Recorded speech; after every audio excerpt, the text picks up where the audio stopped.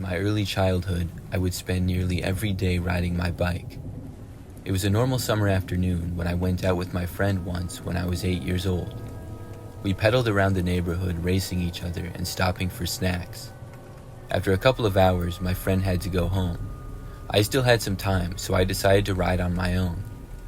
I took a route that went through a quiet area where the trees lined the streets and the houses were spaced apart. It felt peaceful at first, but soon I noticed a white Volkswagen not far behind me. I didn't think much of it initially. Cars passed by all the time, and I figured it was just another driver out for a leisurely afternoon. But as I continued, I realized that the car was following me. I took a left turn, then a right, trying to shake it off, but the Volkswagen stayed close. I remembered what my dad had taught me about safety and what to do if I felt threatened.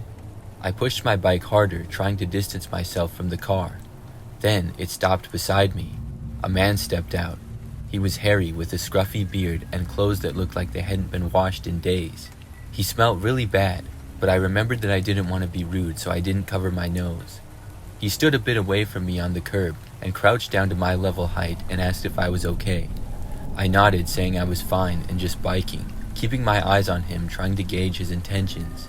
The man went on to say that he was a friend of my parents, and they had told him to find me and drive me to my grandma's house. My grandma had been dead for 5 years now, and I knew that he wasn't who he said he was. I'm not sure if I would have believed him anyways at that age, because I didn't think my parents could possibly be friends with someone who smelled that bad. I called him a liar and then started pedaling again as hard as I could. As I started leaving, the man reached out to try to grab my arm, but I had already put enough distance from him to avoid his grasp. I rode straight home, not checking to see if the car was following me still or not.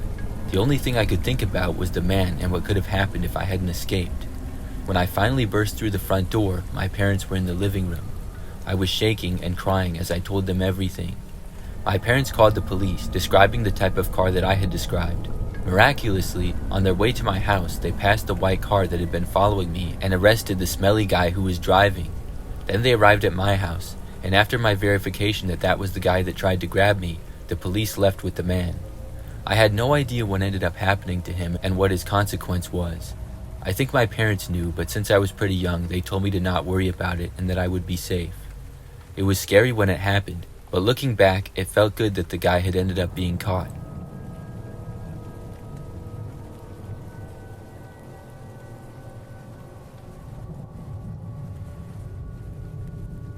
One summer evening when I was about 9 or 10, a serious accident happened just a couple of blocks from our farmhouse. We weren't home when it occurred, but had heard about it from our neighbors. The next day, curiosity got the best of me, so I asked my mom if I could ride my bike up to the corner where the accident took place. I wanted to check out the area to see if I could see anything that had been left over, and I was also just bored. My mom said yes, but warned me not to go any further. She was hanging laundry on the clothesline outside and kept an eye on me as I pedaled away. Our area was rural and quiet. My brother and I rode our bikes everywhere and always felt safe. When I got to the corner, I hopped off my bike and began to look around at the scattered debris. There were bits of broken glass and a crumpled piece of metal. I didn't know much about cars, but it was fun to look at for some reason. As I poked through the leftover wreckage, I heard a car approaching. It was a dark blue station wagon. The two men inside looked older, maybe in their 40s. I felt uneasy immediately, and then they rolled down the window and called out to me. They asked me which one of them was cuter. I jumped back on my bike, pedaling as fast as I could back to my house, which was less than half a mile away. I glanced over my shoulder and saw them turning the car around to follow me. As I biked down the road, I screamed at the top of my lungs, hoping my mom would hear. Thankfully, she had heard me and was running toward me, her face a mix of confusion and concern. The station wagon was close behind still, but as we neared our driveway, the men hesitated.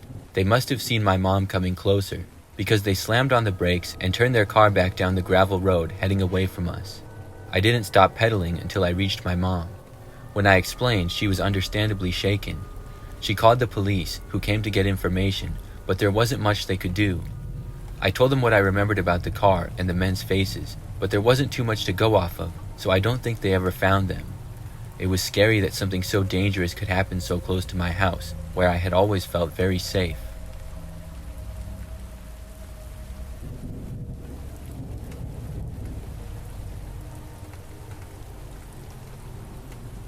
I live in a busy city and would often ride my bike to get places so that I wouldn't have to deal with traffic, and I just enjoy biking.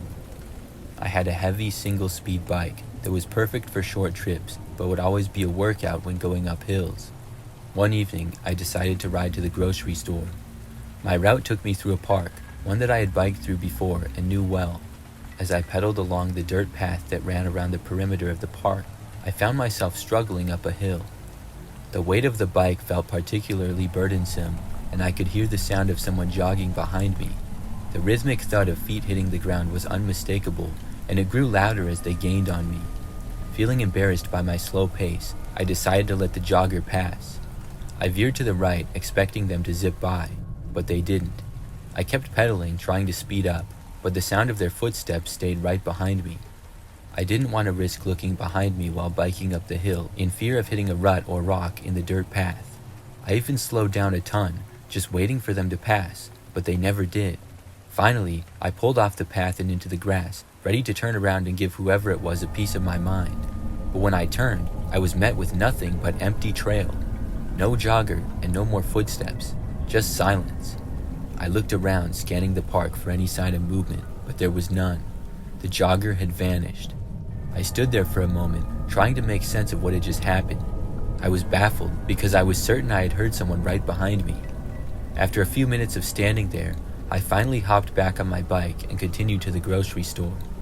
That night, back at home, I started to look up more about the park that I was biking through. Apparently, the park had been built over a cemetery, primarily for the poor. They had moved some bodies, but not all. Estimates suggested there were still around 2,000 remains buried underneath the park. I even found stories from people who claimed to have seen apparitions or felt cold spots while walking through the park at night. It seemed to make sense now that if the park was haunted, that it had something to do with my experience while biking through it earlier that day. I still bike through that park fairly often, but haven't had anything strange happen to me again, although I try to avoid it at night.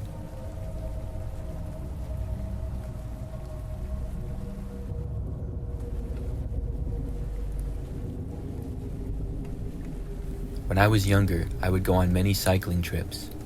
The year after I graduated college, I embarked on a long-distance cycling trip across Australia. I'd cycled through many places and had some strange experiences, but one night stands out in my memory from when I was in Australia. I had been riding for weeks in Western and Southern Australia. Most of my journey was uneventful, filled with the sounds of nature and the rhythm of my bike tires against the dirt roads. On this particular evening, I found myself cycling alongside a pipeline that hugged the highway. As dusk approached, I decided to find a quiet spot to camp. I veered off the dirt road, moving inland.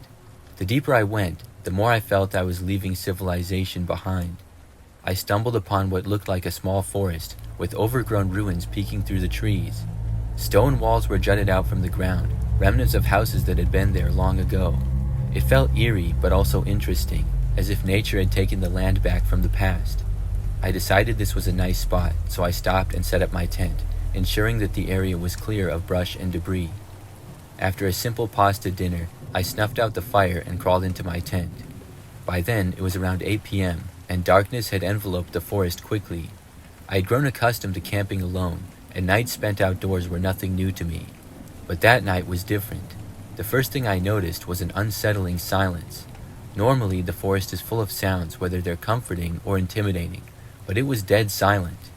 I lay in my sleeping bag, straining to hear any sound such as crickets, animals, or anything, but there was nothing. Eventually, I heard loud and deliberate footsteps though. I speculated that it was a person. I couldn't think of an animal that made such a distinct walking sound that I knew of. I held my breath, hoping whatever it was wouldn't notice my presence. The intervals between the steps were oddly spaced, like someone was taking their time. I debated between grabbing my torch and confronting whatever was out there, or just sitting in silence. Moments dragged on, filled only by those ominous steps circling my tent. The footsteps continued for most of the night, sometimes fading into the distance, only to circle back. I must have sat there for what felt like hours, gripping my shovel tightly in case I needed to use it. Eventually, exhaustion took over.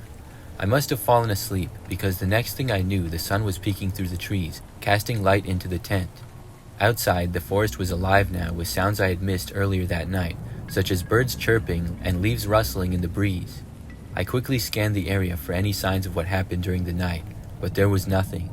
No tracks, no broken branches, no indication that something had circled my tent. It was as if the forest had returned to its natural state, erasing any evidence of the previous night's terror. I hurriedly packed up my gear, shaken but relieved to be moving again. As I cycled back towards the pipeline and the highway, I couldn't shake off the strange feeling of whatever had happened the night before, certain that it wasn't just my imagination.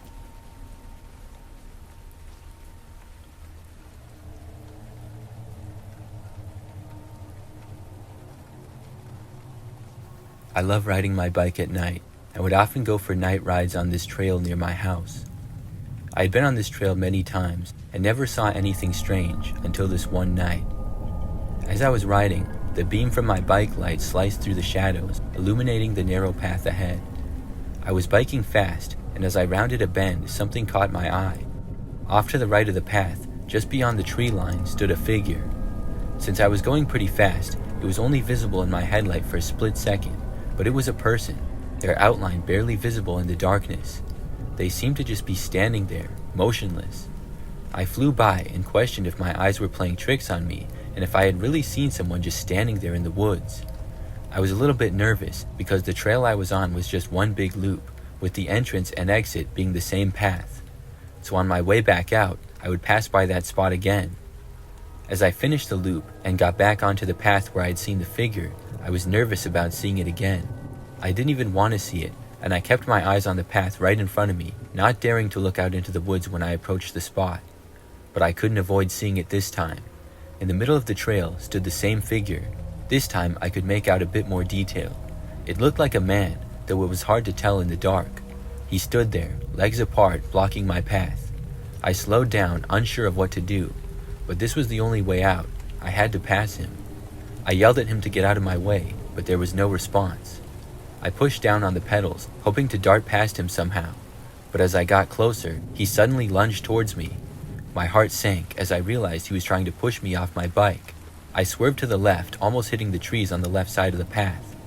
As he tried to grab me or knock me off, I kicked my right leg into him, trying to kick him and push him back away from my bike.